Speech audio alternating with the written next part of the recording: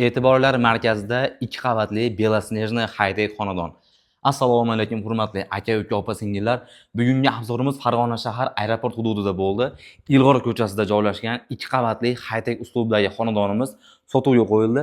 Xonadonimiz haqida qisqacha ma'lumot berishdan oldin xonadonimizda oldi hovlisini tanishtirib o'taman. Kirish vходной darvozamiz. Kirganimizda bitta mashina qo'yishga sharoitlarimiz bor.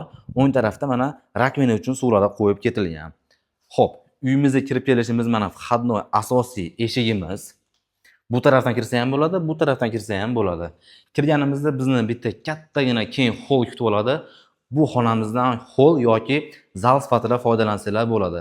Birinchi qavatimizda bitta hol, oshxona va yotoqxona sanuzel bo'lyapti. Hozir sizlarga birma-bir tanishtirib ko'rsatib o'taman.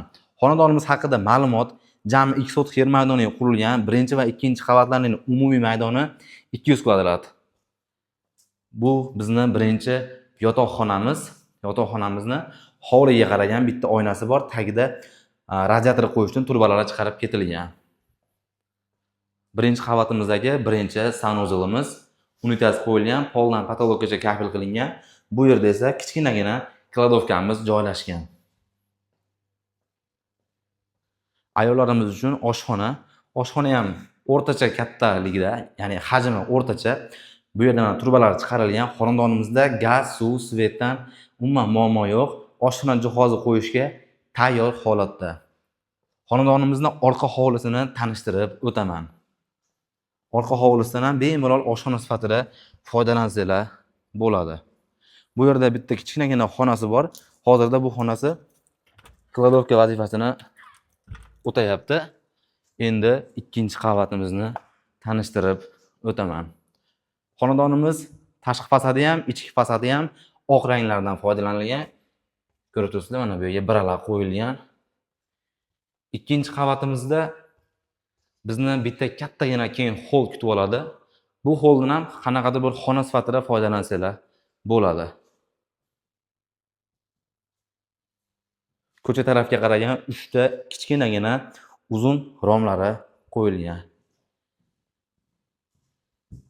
Ikkinchi qavatimizdagi sanuzelimiz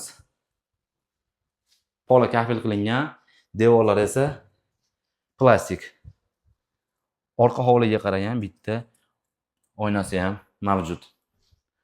Sanuzeldan chiqqanimizda to'g'risida bitta yotoqxona joylashgan.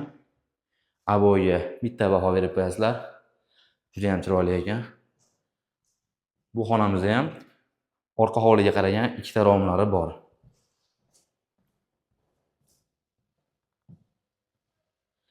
Bu bizning oxirgi xonamiz bo'lyapti. Chiroyli aboylardan ishlatilgan, ko'rib turibsizlar. Xo'p, xonadonimizda jami 5 ta xona, hol bilan hisoblaganda 5 ta, oshxona va 2 ta sanuzel. Bu bizni mana balkonimiz. Atmosferaga bitta baho berib qo'yasizlar. Balkondan oldi hovlimni ko'rinishlari. Xo'p, azizlar, xonadonimizning narxiga keladigan bo'lsak, 1 kvadrat metriga $370 dan baho so'ralyapti. Aytib o'tganimdek 200 kvadrat taxminan $74,000 ga aylanadi. Kimga bu xonadonimiz qiziq bo'lsa, telefon nomerlarini ekranlarda va opisiyatsiyada yozib qoldiraman. Bog'lanib bemalol chiroyli narxlarda baraka qilishingiz mumkin.